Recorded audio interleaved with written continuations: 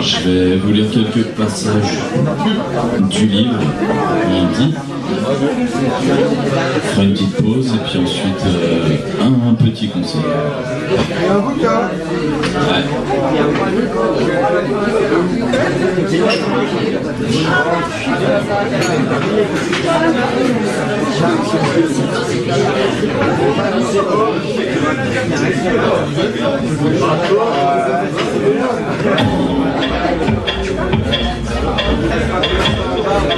Malgré le tragique de la conversation de tenue, Louis s'aperçut que la barmaid lui lançait quelques œillades qui étaient de plus en plus appuyées et régulières, ce qui lui rendait avec un plaisir non faux. Je me serais posé les mêmes questions, tenue, vous savez. Mais tutoie-moi, allons. Je tout. Ah oui. Elle arrive chez moi. Je lui ouvre la porte. Elle entre. Voit bien que je ne lui ai pas fait manger. La table n'est pas mise. Et qu'est-ce qu'elle trouve à me dire pour signer son entrée? Qu'est-ce qu'on mange? T'as rien préparé?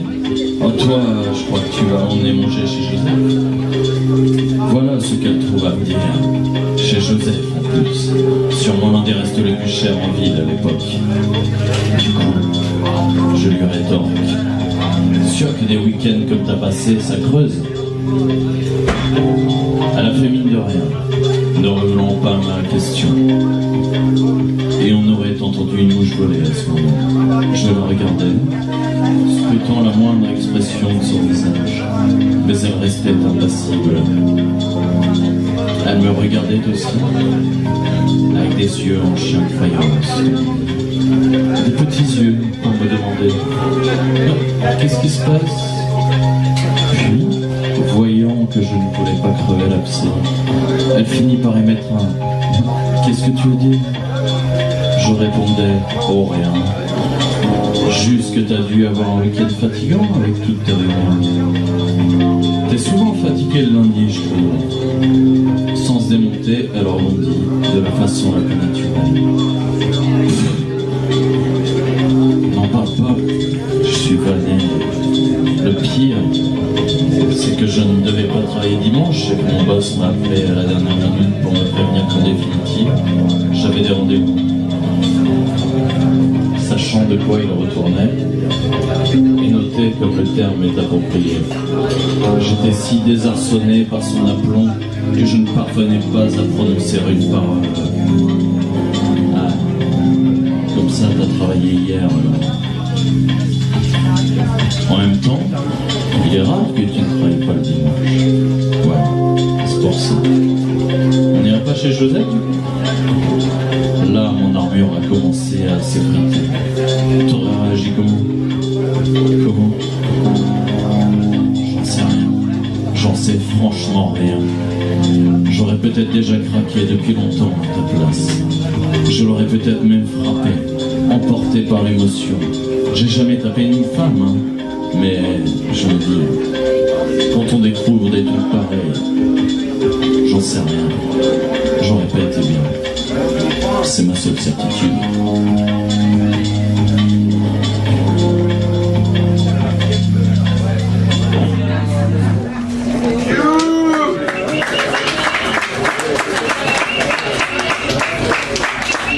C'est un petit peu ça.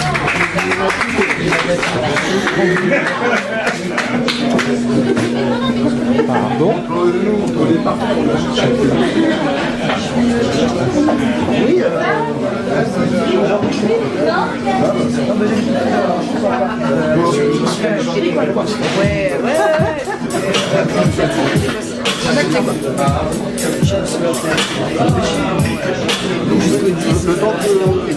Brouillard. Odeur de moisi, des briques. Qu'est-ce qui se passe?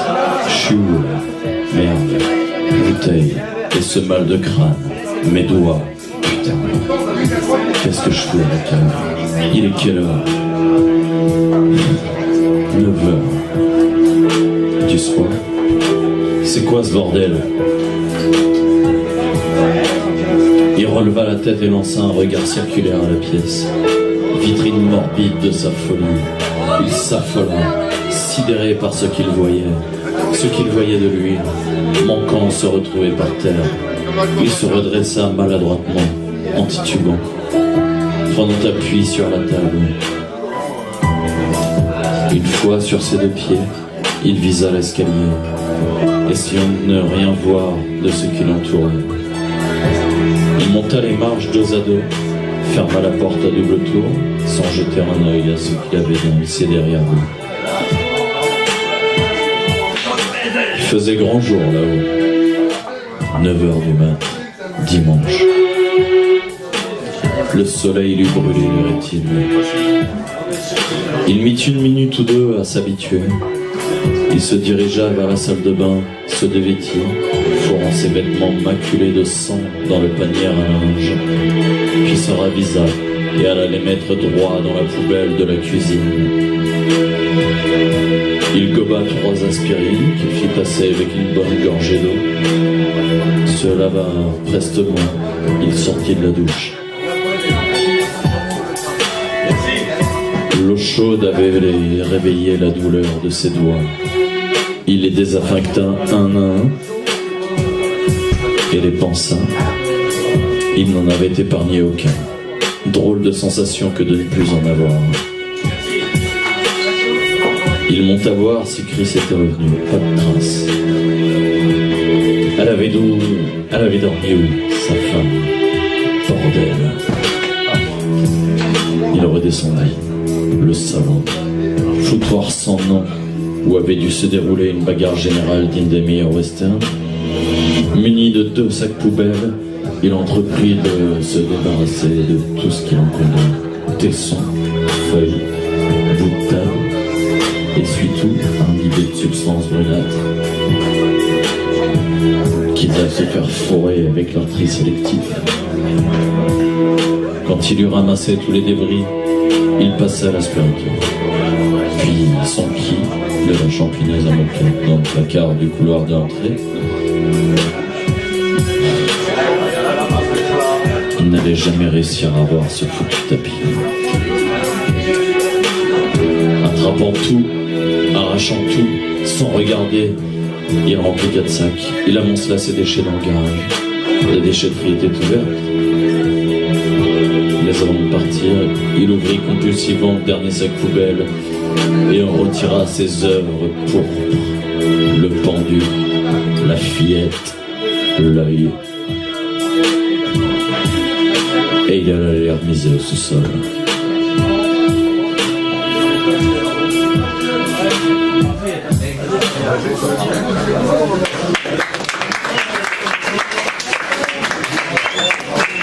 Merci. Pardon.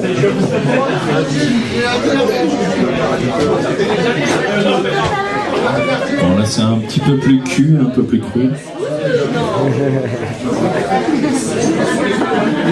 Non, je vais mettre les attributs alors.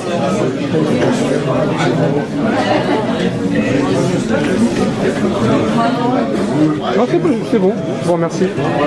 Mais c'est encore mieux.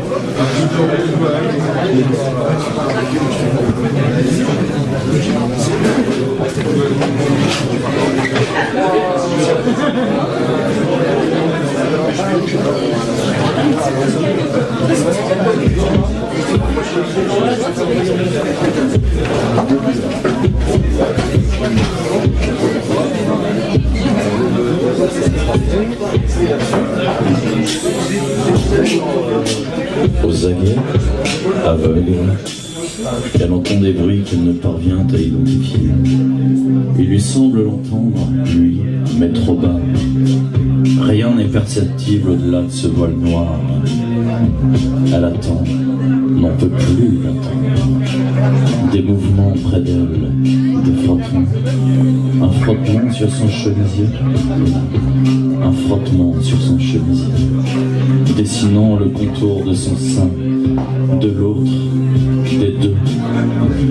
Son soutien-gorge la comprime, les boutons se défont à main, tout est frôlement, effleurement, rien ne la touche vraiment. Elle a envie de contact, elle a besoin de contact, qu'on lui saisisse le mamelon, qu'on lui presse les tétons. Un souffle dans son cou, glacé, brûlant, ses cheveux détachés qui ondulent, son chemisier qui descend, bientôt coincé sur ses avant-bras, la caresse de ses cheveux qui bougent sur la peau de son dos. La musique lointaine, le bruissement des vêtements, de la peau, à nouveau ses seins, la chaleur de doigts, à travers la gaine du soutien-gorge, chaleur sur l'épaule, cheveux qu'on amène en arrière, caresse sur la peau, on forme le contour de ses seins, les enroule, deux mains collées à ses seins, la présence d'un corps derrière elle. Elle veut toucher, n'ose pas déplacer les poignets vers l'arrière pour s'assurer de la présence. Elle s'entend gémir, une main dans ses cheveux, son dos, le bruit d'agrafe, ses seins qui bondissent, libérés. Le soutien-gorge ultime, le faire passer au-dessus de sa tête, le redescendre, le faire rejoindre le chemisier sur le poignet. Plus rien. Se sentir nu, vulnérable, en proie à la fièvre. 1 minute, 2, 1 heure, 30 secondes, plus rien. Un léger chuintement peut-être, une présence, sensation de chaleur sur le téton, chaleur humide, tressaillement. Elle se contracte, chatouillement, faut que ça cesse, il faut que ça continue. Elle s'entend gémir, une langue qui parcourt son sein, une deuxième, elle ne comprend plus, se laisse faire, trop chaud, le bandeau lui brûle les yeux, chaleur mouillée qui descend de ses seins, lui coule entre les jambes, une main dans son dos, si douce, si brûlante, le long de ses fesses, le long de sa jambe, qui remonte, qui soulève sa jupe, sur ses fesses, deux langues, sur ses seins, une main qui presse son sein gauche, le droit, une autre fourrageant sous sa jupe, une autre qui lui attrape les fesses, fermement, une autre dans ses cheveux. Elle passe près de ses lèvres, elle veut lécher, la main file, l'autre sein est tapé. L'autre main remonte, passe sur sa bouche, elle l'entoure, la main file sur son épaule, elle revient, ses lèvres sont ouvertes, sa langue dépasse, elle sent le doigt, referme sa bouche sur lui, le suce, ongle manucuré, elle suce, on la fait mettre à genoux, elle s'exécute titubante, elle sent les poils du tapis contre sa peau, poils rêches qui la piquent, elle s'en fout, elle veut sucer, qu'on lui enfonce un truc dans la bouche, elle veut qu'on la remplisse, peu importe, une langue dans son cou, qui remonte à la commissure de sa bouche, elle n'ose pas bouger, une bouche entre la sienne, une langue s'enfonce, elle la prend, l'avale et la suce, ne veut pas la lâcher, une langue sur son téton, qui voudrait sortir de sa prison de peau, elle est tendue, elle se cambre, sans une main sur son cul qui la saisit, que la main aille plus loin, elle est si chaude, grande ouverte, qu'on la remplisse, plus qu'une présence, la main sur son cul, qui glisse, qui lèche sa fente tranquille, des boutons qu'on défait, elle frémit, trempée, elle est trempée, de sueur, de plaisir, de sexe, de sexe.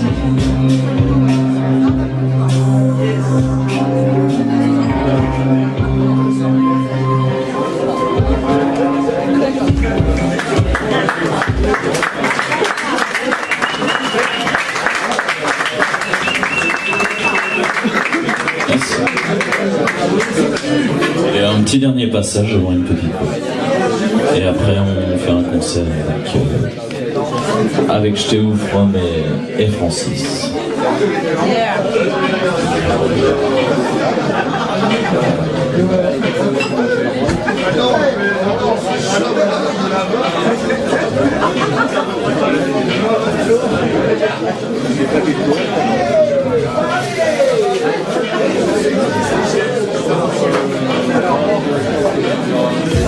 Ici.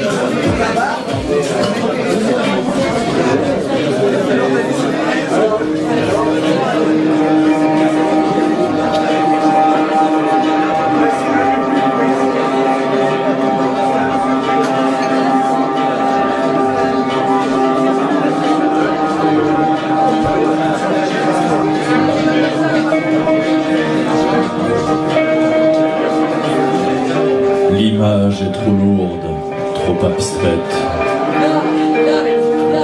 L'image est trop fourbe, trop parfaite. Distinguer à travers, par-delà la couleur. La peau par-devers soi, le tissu de la soie. Représentation, interprétation.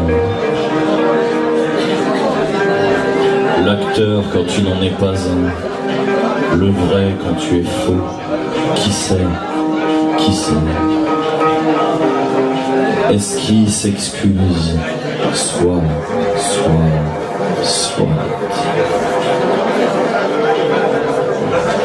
Ne pas vivre, juste jouer. Ne pas jouer, juste vivre.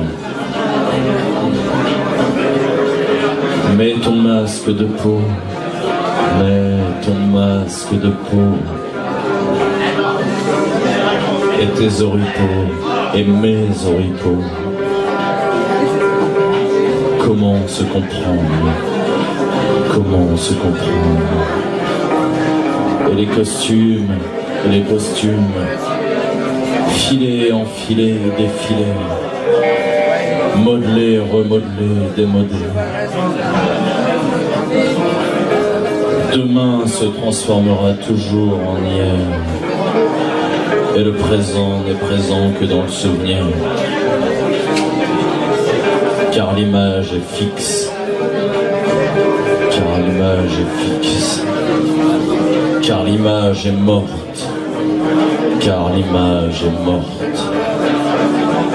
Et vivre, image après image, image après image.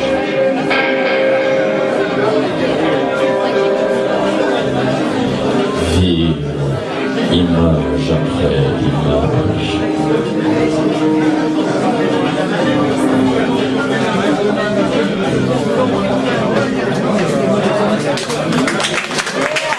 Un grand merci à tous.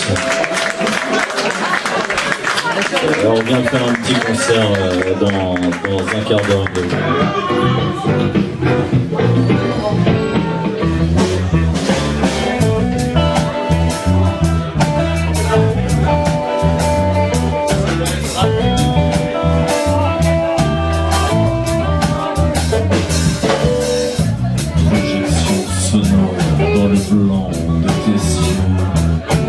Projection perfore le blanc de tes yeux.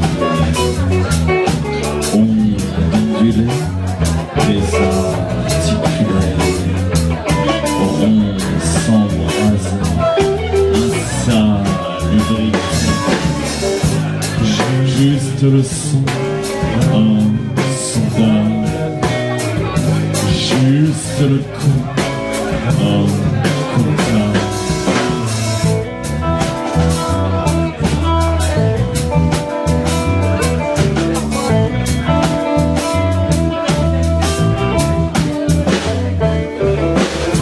Connexion sonore dans tes tympans en plastique.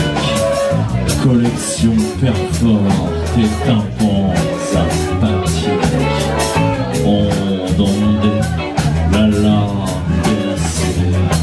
En onde s'enfoncer, tu vas pas l'oublier. Juste le son, un sondage.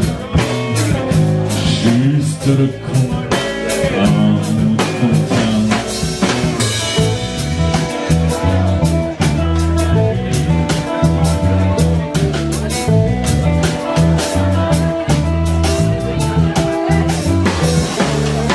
Partition sonore qu'on échange avec la bouche. Partition perfore la langue mise dans ta sécrétion en secret, auront s'annoncer, mais on va s'engueuler. Juste le son, un sondage, juste le con, un comptage.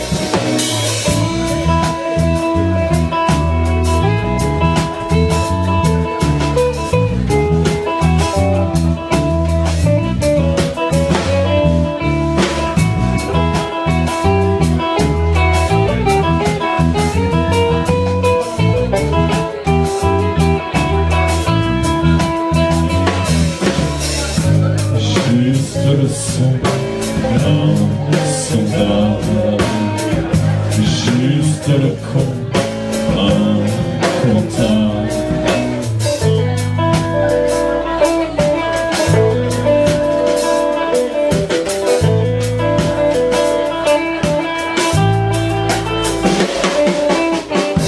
Position sonore, faire corps avec corps.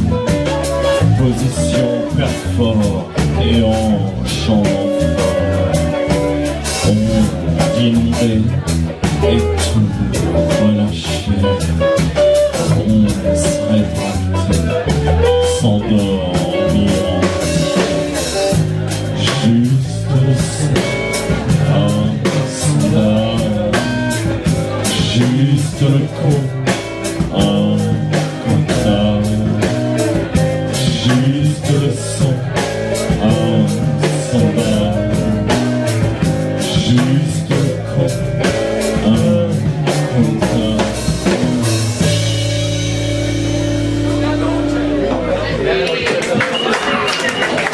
Merci. C'était Night Fucking, mais maintenant c'est libre.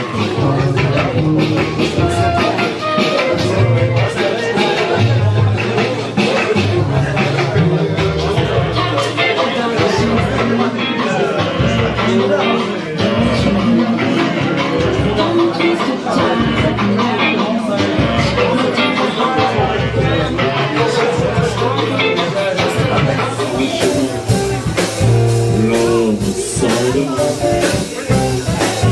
je suis l'homme sans cheveux, l'homme sans dents.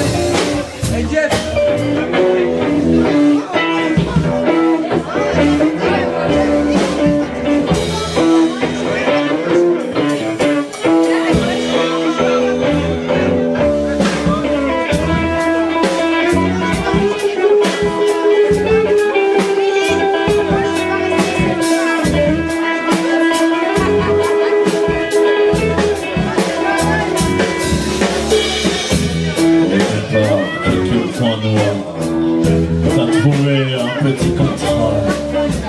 Pour les sorties tu déclares pas, et pour madame tu gagnes de quoi financer ces extras.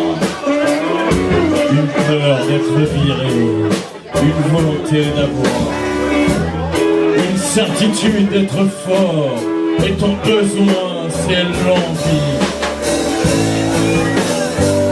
Alors il a fallu que tu travailles, que tu gagnes de l'argent,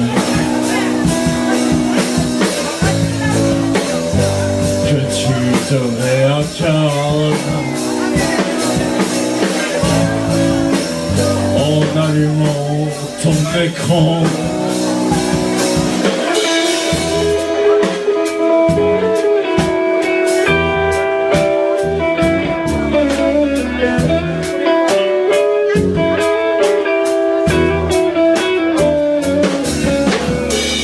Ensuite, tu as vu des taches noires, la maison, la voiture, l'écran plat, téléphone et factures, chiens et chats. Tu voudrais bien, mais tu peux pas. Pas grave, au loto, tu vaincras. La peur d'être seul, volonté de vacances, une certitude, pas fort. Alors il a fallu que tu travailles, que tu gagnes de l'argent, que tu te réincarnes en allumant ton écran.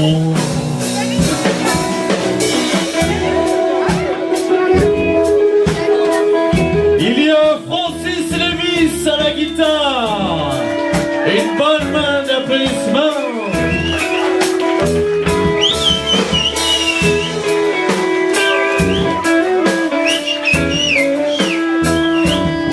Il y a Monsieur Romain à la batterie.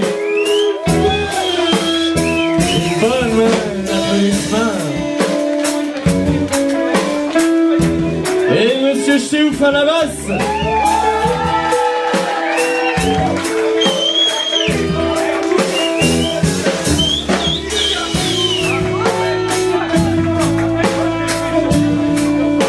Professeur Q au texte.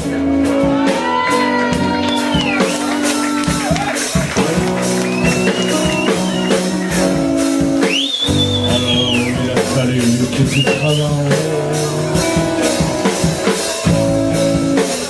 que tu gagnes de l'argent,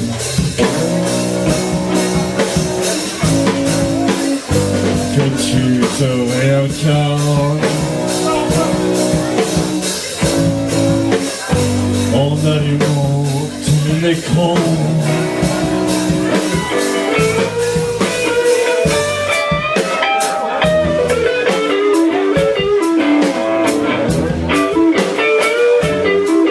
Je répète, Francis Révis à la guitare, Monsieur Romain à la batterie et Monsieur Chteouf à la basse.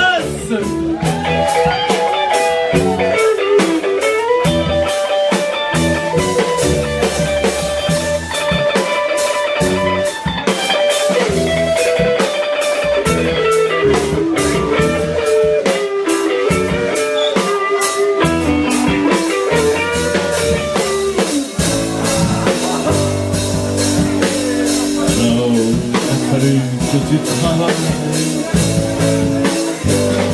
que tu gagnes leur argent, que tu te réincarnes en allumant ton écran.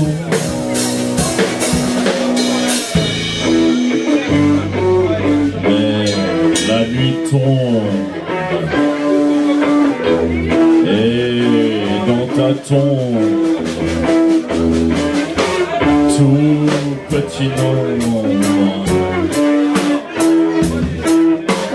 il n'y aura qu'ombre,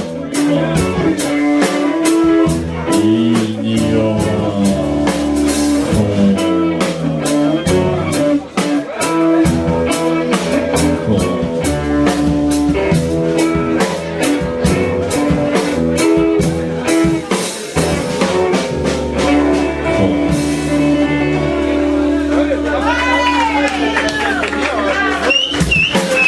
Merci à tous. Bonne soirée à tous.